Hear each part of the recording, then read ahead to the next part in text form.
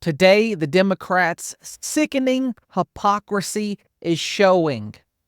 The Attorney General of the United States has been voted to be held in contempt of Congress for failing to comply with a subpoena from Congress. What should his punishment be? The Attorney General for being held in contempt of Congress. What do Democrats think your punishment should be?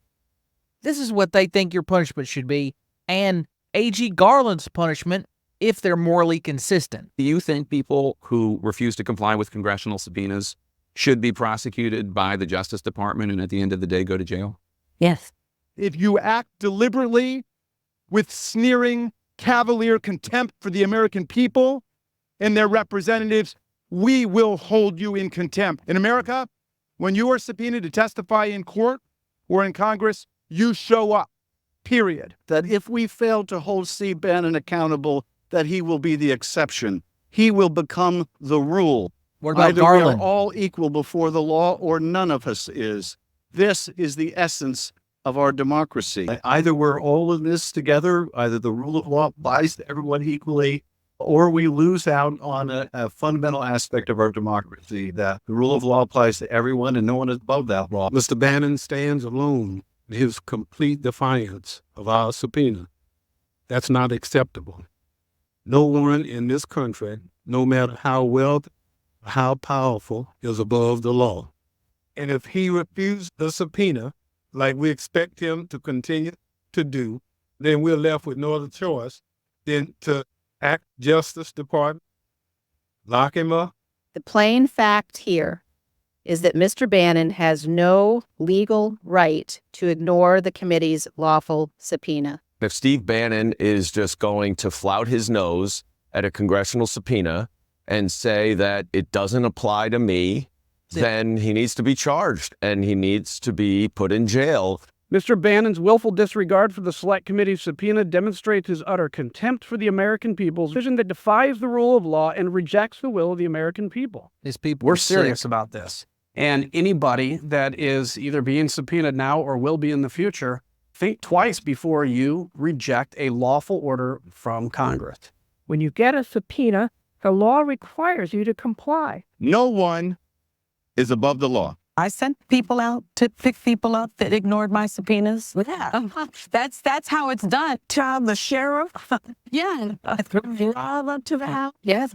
and snatch your behind. Yeah. And put you in the jail while everybody figured stuff out. Maybe that's what needs to happen. It does matter if the new normal is that if you're a Trump ally, you don't have to respond to subpoenas. It matters whether or not he feels safe defying the law here. Steve Bannon, who defied the committee with his sort of characteristic two-shirted defiance, told you guys to go take a long walk off a short pier. What's the lesson here?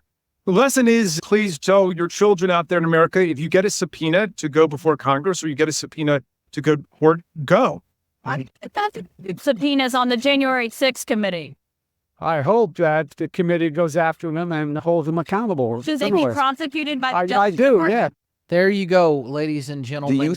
The Democrats believe the correct punishment for the Attorney General of the United States is federal prison for contempt of Congress. If they're a morally consistent party.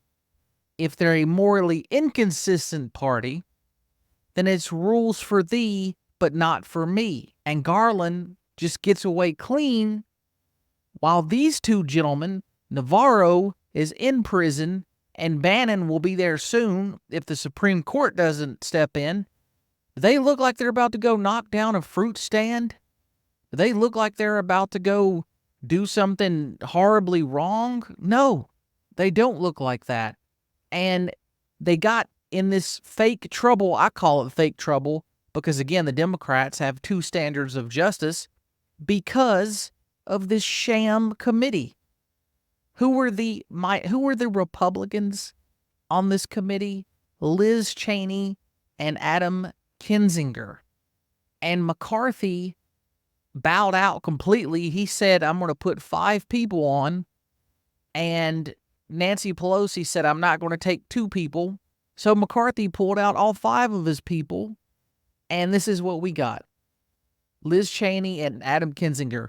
And politically, they were repaid for their betrayal of the Republican Party. This was the first time in U.S. history that congressional Republicans, while seated, were censured by the Republican National Convention. And given that, Liz Cheney went on to lose in a record loss. Adam Kinzinger didn't run for re-election because he knew he'd lose. But this is pathetic. This just shows you, if anyone ever asks you, how do you prove Democrat hypocrisy? Show them this video and watch what they're going to try to do. They're not going to say he deserves prison. They're going to make some leftist excuse up like they always do and say the circumstances are different, but it is no different. They're weaponizing the justice system, and it's disgusting. Hey, if you enjoyed this video, hit that subscribe button. We will be back with more soon. Take care.